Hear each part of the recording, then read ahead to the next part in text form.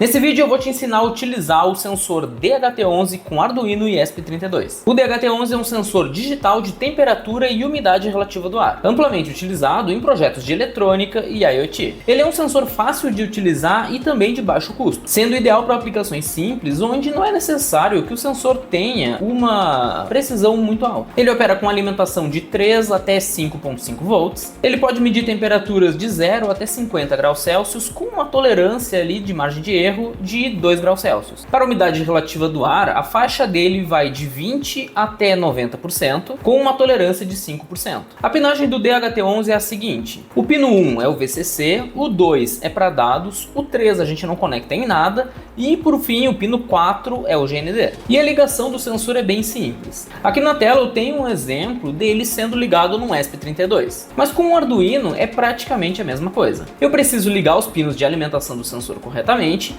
e o pino de dados só precisa ir em alguma porta digital do microcontrolador. Em algumas imagens na internet, quando tu procura referências da ligação do DHT11, é comum ter um resistor de pull-up no pino de dados, mas em outras não tem esse resistor. Então é normal a gente ficar com essa dúvida nas primeiras vezes que utiliza o sensor. Nos meus projetos eu costumo utilizar ele sem o resistor de pull-up e funciona perfeitamente. Se esse resistor por acaso é obrigatório, talvez a biblioteca que a gente utiliza habilita o resistor de pull-up interno que o microcontrolador tem no pino. Se tu quer comprar o DHT11 ou outros componentes eletrônicos para o teu projeto, dá uma olhada no site do meu parceiro aqui desse vídeo, que é a Autocore Robótica. Lá tu vai encontrar DHT11, ESP32, Arduino e diversos outros componentes. E se tu usar o cupom TALES7 na hora de finalizar a tua compra, tu vai ganhar 7% de desconto. E também nos pagamentos no Pix, tu consegue mais 5% de desconto que tu pode somar com esse 7 do meu cupom. O link para ele está aqui na descrição desse vídeo. Então vamos agora aqui para a ideia do Arduino, ver como que eu posso fazer o programa para utilizar o DHT11. E a primeira coisa que eu vou fazer é instalar a biblioteca que eu vou utilizar nesse projeto. Então eu vou aqui em ferramentas, depois a gente vai em gerenciar bibliotecas, aí eu preciso esperar essa janela aqui carregar até o final, e agora eu vou pesquisar por DHT11. E aqui a gente tem uma grande variedade de bibliotecas. Aqui eu costumo utilizar, ela tá um pouco mais para baixo, ó, é essa daqui. E para tu usar como referência, tu pode ver aqui o autor dela, que ela é uma biblioteca da Adafruit. Aqui no meu caso ela já está instalada, mas aí no teu tu pode só clicar aqui em instalar, que tu vai fazer a instalação da biblioteca sem problema. E para demonstrar o funcionamento do sensor, a gente pode pegar como base, como ponto de partida,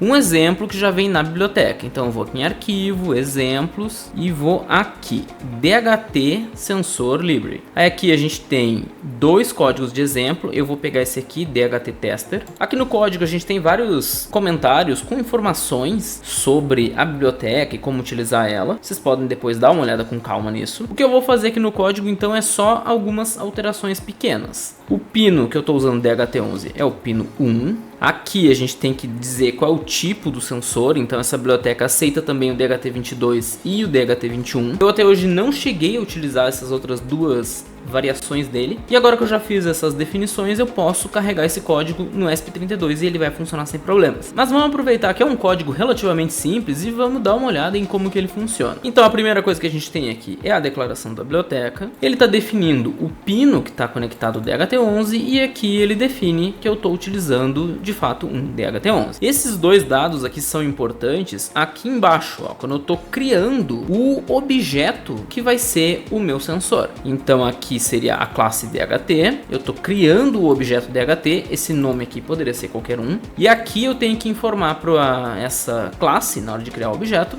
o pino que está conectado, o DHT11, e também qual o tipo do sensor. Aqui no código eu estou usando define, mas eu poderia também escrever direto pino 1 e depois DHT11 aqui nesses dois parâmetros. No setup a gente está inicializando a comunicação serial, escrevendo aqui o nome do programa, e aqui eu estou inicializando o DHT11. E aqui no loop eu estou lendo o sensor e exibindo os valores lidos no monitor serial. E aqui a gente pode ver os métodos necessários para medir cada uma das grandezas que podem ser obtidas a partir desse sensor. Então a gente tem aqui o método que mede umidade, o método que mede temperatura em graus Celsius, e aqui quando eu jogo um true aqui dentro do parâmetro de entrada do método para medir a temperatura, ele vai fazer a medição em Fahrenheit. E aqui nesse if ele está testando se os valores lidos são são corretos. Com essa função aqui a gente valida que o número, né, o valor dessa variável é de fato um número, então se não for um número, vai dar verdadeiro aqui nessas funções, e aí o programa vai escrever aqui na serial que não conseguiu ler o DHT11. E aqui a gente tem um cálculo interessante que o DHT11 consegue informar pra gente a sensação térmica, que é um cálculo que ele faz aqui levando em consideração a temperatura e a umidade que foram medidas por ele. E aí esse aqui o método faz esse cálculo. E por fim a gente está exibindo aqui no monitor serial todos os valores que foram lidos do sensor. Agora eu vou carregar esse código no meu ESP32 e te mostrar ele funcionando. Para esse exemplo eu estou utilizando uma das minhas placas modulares. No card aqui em cima eu deixei um vídeo com mais detalhes sobre essa placa. Aqui no monitor serial tu pode ver que a umidade relativa do ar está em 70%, a temperatura está em 32 graus Celsius e aqui a gente tem o equivalente dela em Fahrenheit e também a sensação térmica. Se eu colocar o meu dedo em cima do DHT11, a gente pode ver que a temperatura dele começa a subir. Claro, como aqui está quente, a temperatura não vai dar uma grande diferença da minha mão para o sensor, mas a gente vê que ela está respondendo aqui ao meu toque.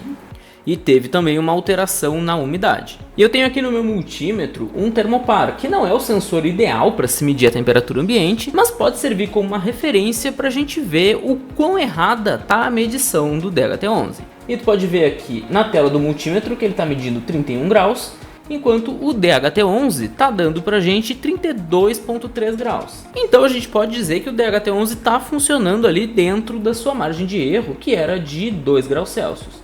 Eu vou encostar aqui a minha mão no sensor junto com o termopar. Tu pode ver que o termopar já começa a variar bem rápido, ele já está em 35 graus, enquanto o DHT11 vai variando mais devagar. Tá? Isso tem a ver também com a construção dele, porque afinal eu estou tocando diretamente no termopar. Mas isso já mostra para nós que a resposta do DHT11 não é tão rápida assim. Mas para medir temperatura ambiente, ele é bem eficiente com essa velocidade que ele apresenta. E se tu quer aprender a projetar placas de circuito como essa, dá uma olhada no meu curso de KiCad. Lá eu ensino como que eu projeto as minhas placas e mostro todo o processo para vocês. Desde o projeto, enviar para fabricação, montar e testar as placas. O link do curso tá aqui na descrição do vídeo. Então podemos ver nesse vídeo que o DHT11 é um sensor simples e muito útil para quem está começando a estudar automação e IoT. Se tu gostou desse vídeo e quer aprender mais, não esquece de te inscrever no canal e ativar o sininho para continuar recebendo meu conteúdo. Além disso, deixa aqui nos comentários tuas dúvidas, sugestões e ideias para próximos vídeos. E aproveita e dá uma olhada nesse vídeo aqui, onde eu ensino a comunicar dois ESP32 via Wi-Fi utilizando o protocolo MQTT. E inclusive nesse vídeo eu também utilizo um DHT11.